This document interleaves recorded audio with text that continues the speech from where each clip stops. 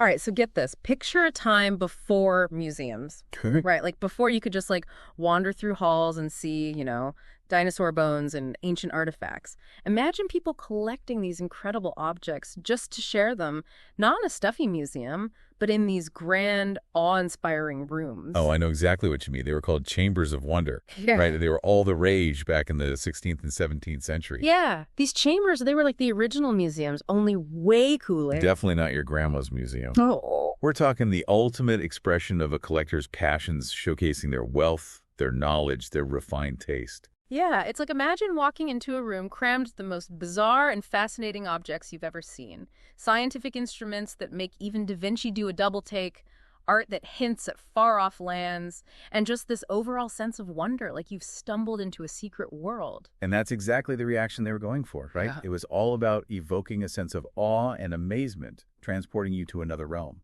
Absolutely, and that's precisely where our deep dive takes us today.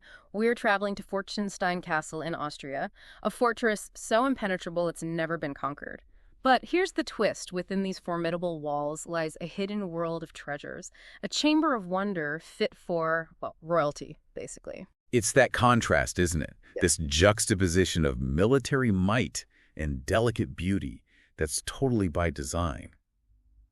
You see, it speaks to the multifaceted values of the era.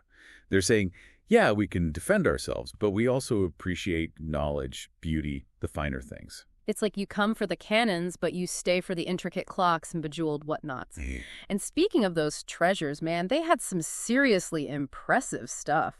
Like exotic animals transformed into art, clocks that could project images on the wall. It's wild. Oh, absolutely. We could spend hours talking about each object, but let's delve into a couple that truly embody the spirit of these chambers. So first up, let's talk about the Esterhazy dragon. Okay, so dragons, everyone loves a good dragon, right? Fierce, mythical, steeped in legend. But this wasn't your average run-of-the-mill dragon. The Esterhazy family, who owned the castle, they took it to another level. Oh, yeah, they did. Imagine a dragon, but it's crafted from real exotic animals. Turtles, reptiles, you name it, they probably used it. It's like something straight out of a fantasy novel, but it was real, and it was standing right there in their chamber of wonder. And it wasn't just some bizarre taxidermy project, right? This dragon was a statement piece. It showcased the Esterhazy family's vast resources, their access to rare and precious materials. In a world where knowledge was power, possessing the unusual and exotic, well, that elevated your status. Exactly. It's like having a Picasso in your living room. Yeah. It instantly tells everyone, hey, I'm a person of discerning taste and influence.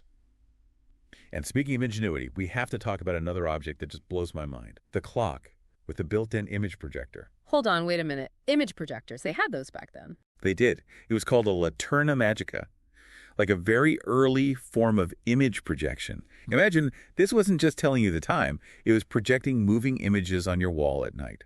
Are you kidding me? That's incredible. And it just goes to show that these objects, they weren't just pretty baubles. They were expressions of innovation, of craftsmanship, of a desire to merge beauty and function in a way that boggles the modern mind. Absolutely. It's like holding a piece of history in your hands, you know? Hmm. You can almost feel the ingenuity, the dedication that went into each piece.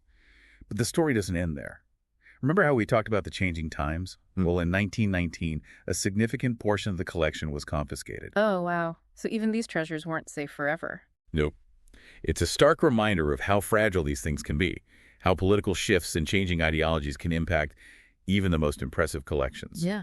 However, and this is the really cool part, the fascination with these objects, it hasn't faded.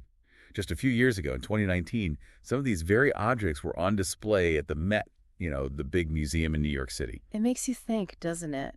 Like, what would we put in our modern day chambers of wonder? What objects really define our era, speak to our values, What would people in the future think when they look back at the things we cherished? It's a question worth pondering, isn't it? What will our legacy be? Will it be our smartphones, our spaceships, or something entirely unexpected, something that truly captures the essence of who we were as a society? It really makes you think.